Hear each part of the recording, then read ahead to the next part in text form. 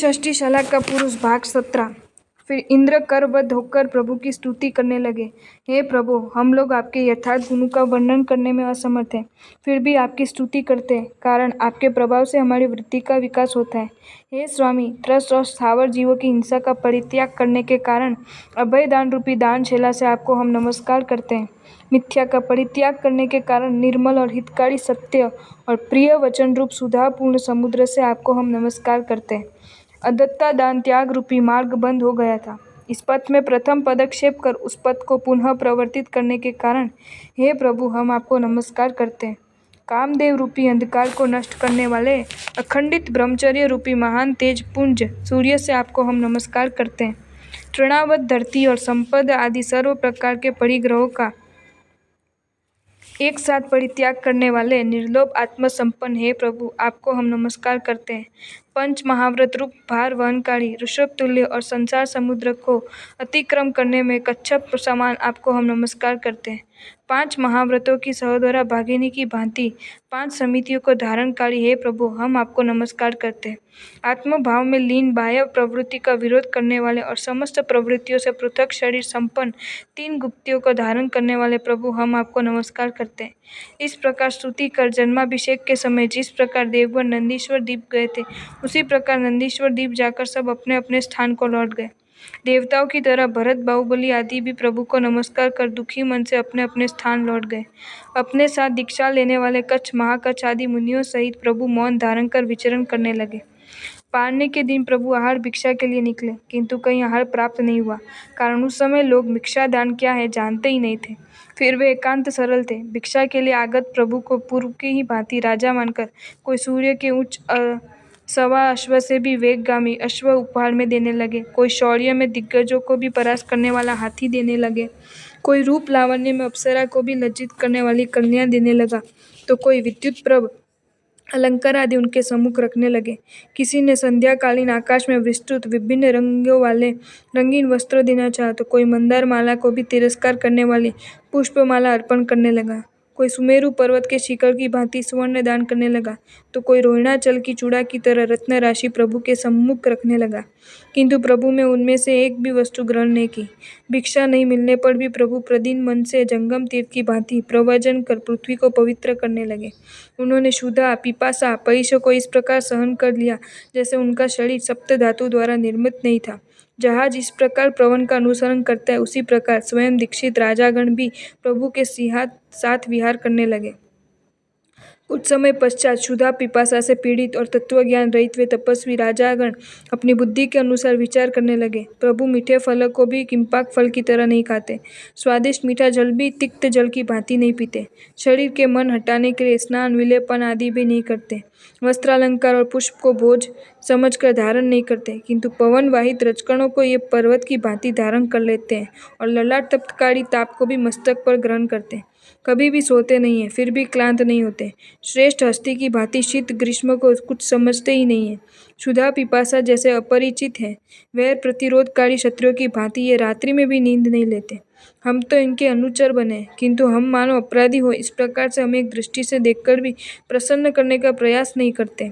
बात करना तो दूर रहा, इन्होंने पुत्र कलत्रादि का परित्याग किया है, किंतु हम समझ ही नहीं पा रहे कि फिर ये मन क्या चिंतन करते रहते हैं। इस प्रकार विचार कर वे तपस्वी गण अपने नेताओं और प्रभु के निकट सेवक की भांति रहने वाले कच्छ महाकच्छ के निकट गए और बोले, कहाँ क्षुधा पर जय प्राप्त करने वाले प्रभु और कहाँ अन्न कीट से हम, कहाँ पिपासा जयी प्रभु और कहाँ जल निवासी मेंढक से हम, कहाँ शीत विजयी प्रभु और कहाँ हम बंदर की भांति शीत से कंपायमान हम, कहाँ निंद्राहीन प्रभु और कहाँ अजगर से निंद्रालु हम, कहाँ धरती पर नहीं बैठने वाले प्रभु और कहाँ आसन बिछाकर पंगु की भांति बैठे रहने वाले हम। समुद्र लंघनकारी उठते हुए गरुड़ का जिस प्रकार काक अनुसरण करता है, उसी प्रकार स्वामी परिग्रहित व्रत का हम अनुसरण करते हैं। तब क्या आजीविका के लिए अपना राज्य हमें पुनः ग्रहण करना होगा? किंतु उन राज्यों को तो भरत ने अपने अधिकार में ले लिया है, तो अब हमें क्या करना उचित है? जीवन निर्वाह के लिए क्या हमें भरत का आश्रय लेना होगा? लेकिन स्वामी को परित्याग करके जाने पर हमको भरत से भी बहुत भय है। हे आर्य, आप सर्वदा प्रभु से निकट रहते हैं, अतः प्रभु के मनोभावों को भाव अच्छी तरह जानते हैं, इसलिए दिग्मुट से हम लोगों का क्या करना चाहिए ये बताइए। तब कच्छ और महाकच्छ मुनियों ने उत्तर दिया, यदि स्वयंभू रमण समुद्र का अतिक्रमण किया जा सकता हो तो प्रभु के मनोभाव का भी जानना संभव हो सकता है।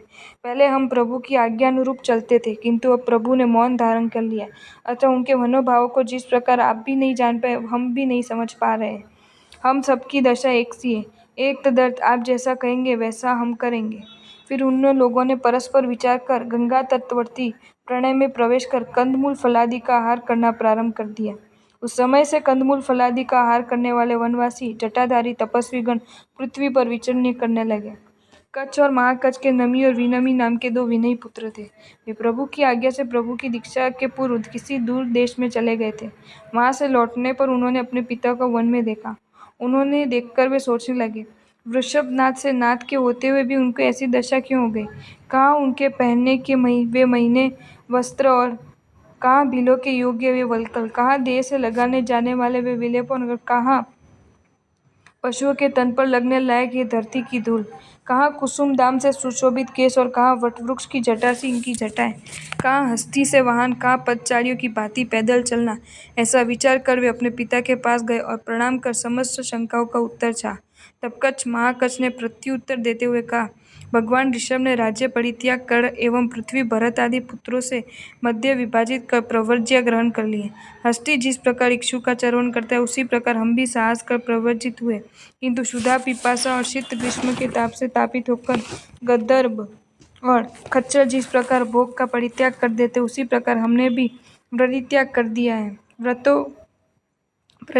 दिया है।